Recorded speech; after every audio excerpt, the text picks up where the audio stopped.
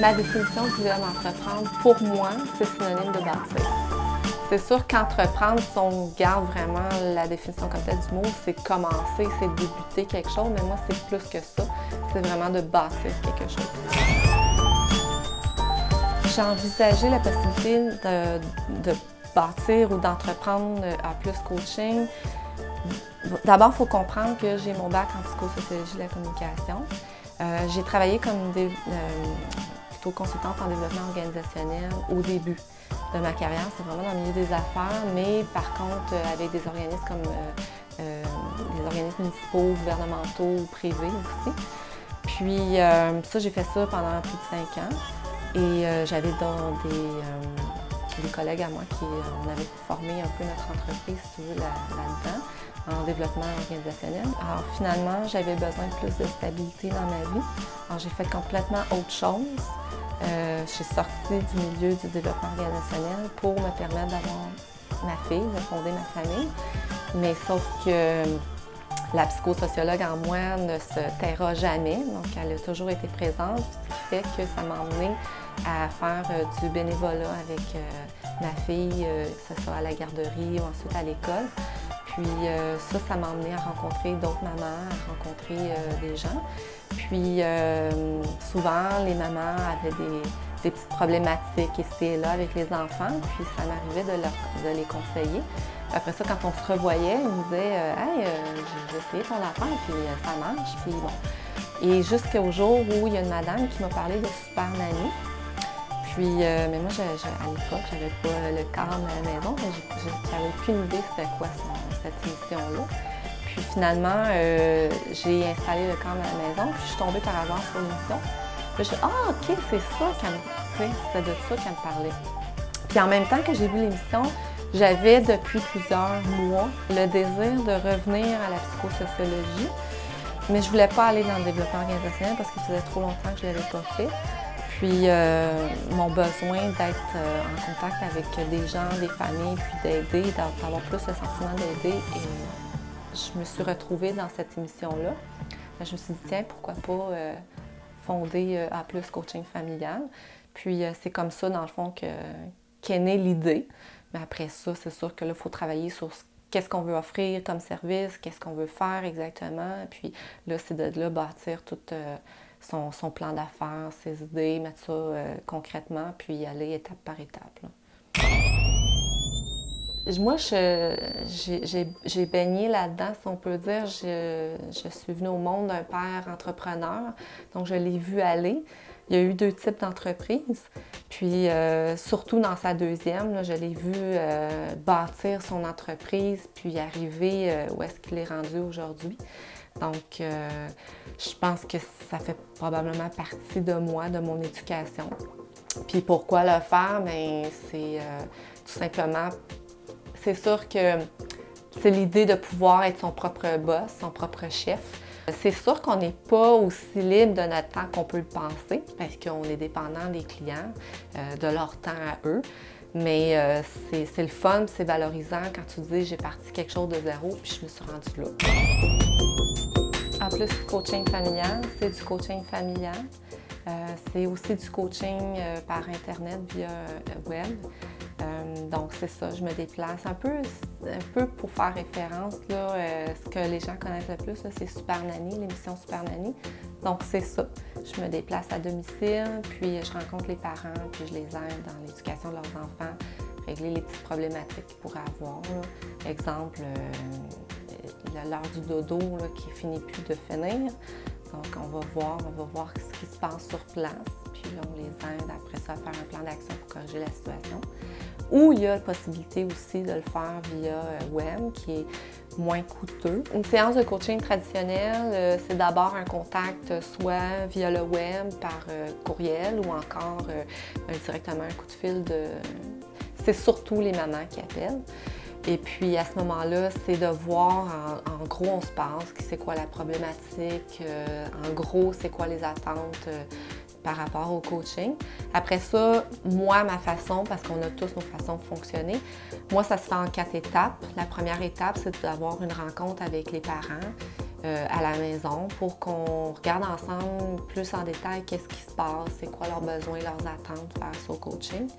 Après ça, c'est une période d'observation. C'est sûr que ça dépend du problème. Il y a des problèmes qui sont observables, puis il y en a d'autres où ça ne l'est pas vraiment.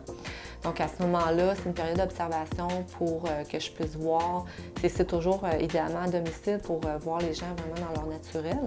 Puis à ce moment-là, après la période d'observation, la troisième étape, c'est qu'on discute ensemble de ce que moi j'ai observé et on se fait un plan de match dans le fond.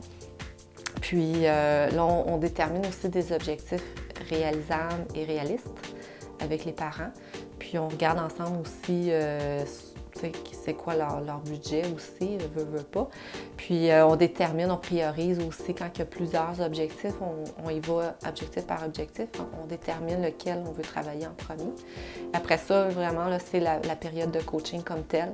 Alors là, c'est par des conseils, des activités, par juste faire voir, communiquer dans le fond, juste faire réaliser aux personnes que ce que ton enfant, peut-être, exemple, voulait te dire, c'était peut-être plus ça, mais tu n'as pas accordé, tu étais occupé à faire autre chose. Quand ça arrive, ces situations-là, lâche ce que tu as à faire, puis écoute ce que l'enfant a dit, mets-toi à la hauteur de ses yeux, puis bon, ça peut être des exemples. Là.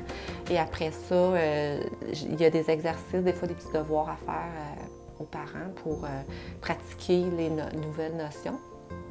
Puis, dans le fond, c'est comme un genre de 5e étape. C'est de faire le suivi là, après ça, par un appel, par un courriel ou juste retourner à la maison puis voir comment ça s'est passé puis s'il y a des petits rajustements à faire. En Montérégie, c'est là qu'il y en a le plus sur le réseau. Hein? C'est là qu'il y en a le plus. Par contre, c'est de la compétition, oui. Mais on a tous nos champs d'expertise, on a tous nos façons de procéder, on est tous travailleurs autonomes.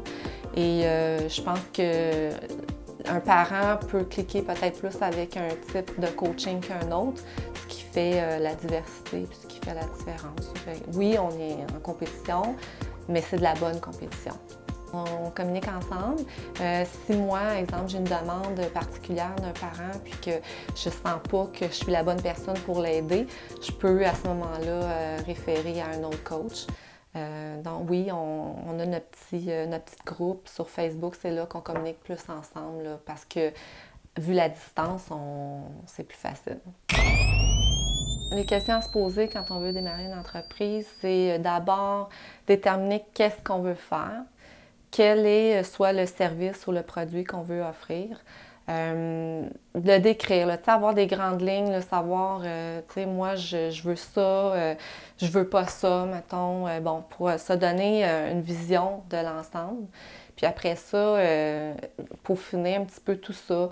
Moi, ce que j'ai fait, c'est que j'en ai parlé à mon entourage, voir qu'est-ce qu'ils en pensaient. Puis au début, j'avais aucune idée que c'était du coaching familial, l'appellation qu'on pouvait utiliser.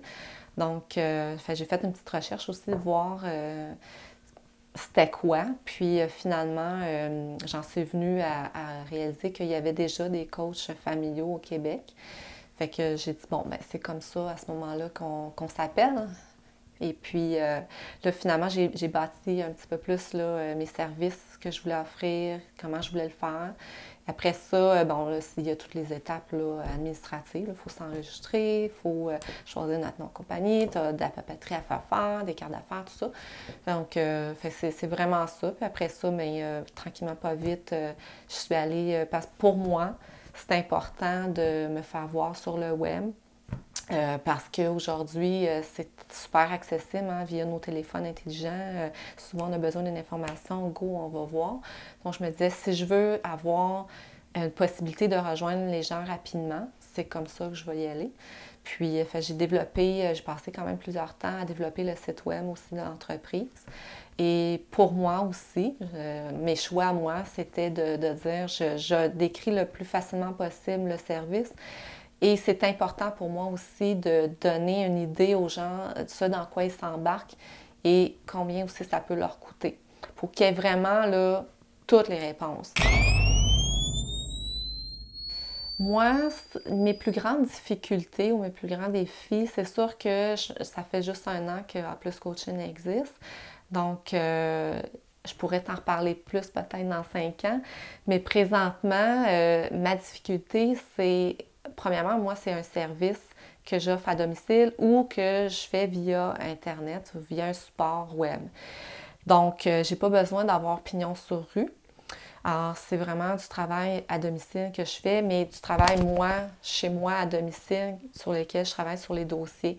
Donc, ma difficulté à moi, c'est vraiment au niveau de la concentration quand tout mon monde chez moi est ici, puis que j'ai besoin de travailler. Donc, pour moi, les défis, c'était de réussir à faire comprendre, ça n'a pas été trop dur quand même, de faire comprendre à mon mari et à ma fille que là, je ne suis pas disponible pour vous. J'ai besoin de travailler sur A+, sur les dossiers. Donc, pour ça, mais finalement, j'ai aménagé un petit bureau à la maison pour un endroit où est-ce que je peux vraiment m'isoler. Puis là, je ferme la porte, puis tout le monde comprend que ne me dérangez pas. C'est comme si j'étais physiquement pas à la maison. Je travaillais vraiment ailleurs. Donc ça a été ça ma difficulté. Puis aussi, au niveau de la gestion du temps, je pourrais dire, au début, en travaillant à la maison, tu as le téléphone qui sonne, tu as quelqu'un qui vient te cogner à la porte. Bon, à un moment donné, c'est juste de dire, ben je fais abstraction de ces distractions, puis je travaille comme si j'étais pas à la maison, justement. Puis on laisse faire le reste, puis on se concentre, s'organiser, puis se donner un horaire. Fait que c'est comme ça. C'était les petites difficultés là, que j'ai rencontrées jusqu'à maintenant. Le meilleur conseil que je peux donner à quelqu'un qui veut se lancer en affaires, c'est de prendre le temps d'établir vraiment qu'est-ce qu'il veut faire au début pour vraiment avoir une bonne vision de ce qu'il veut faire, que ce soit un service ou un produit à offrir. Après ça, de ne pas hésiter à utiliser les ressources qui sont là, qui sont disponibles pour nous. Je pense entre autres au Centre local de développement. Donc, allez voir les gens qui sont là, puis ils vont pouvoir vous aider, entre autres, à établir votre plan d'affaires. Puis après ça, ils peuvent même vous mettre en contact avec des personnes qui peuvent vous aider. L'autre chose aussi, je dirais, de développer un réseau de partenariat ou un réseau d'affaires. Ça aussi, ça aide beaucoup. Puis, une autre chose à faire, ce serait de développer un réseau de partenariat, un réseau d'affaires avec les gens là, localement ou encore... en fait, dans le fond, tous les gens là, qui sont du même, qui ont un domaine connexe au vôtre. Donc, allez-y avec ça. Faire partie d'associations, de groupes. Conseils, là, ça serait mes conseils. Une autre chose à faire, ce serait de développer un réseau de partenariat, un réseau d'affaires avec les gens là, localement ou encore... en fait, dans le fond, tous les gens là, qui sont du même, qui ont un domaine connexe au vôtre. Donc, allez-y avec ça. Faire partie d'associations, de groupes. Conseils, là, ça serait mes conseils.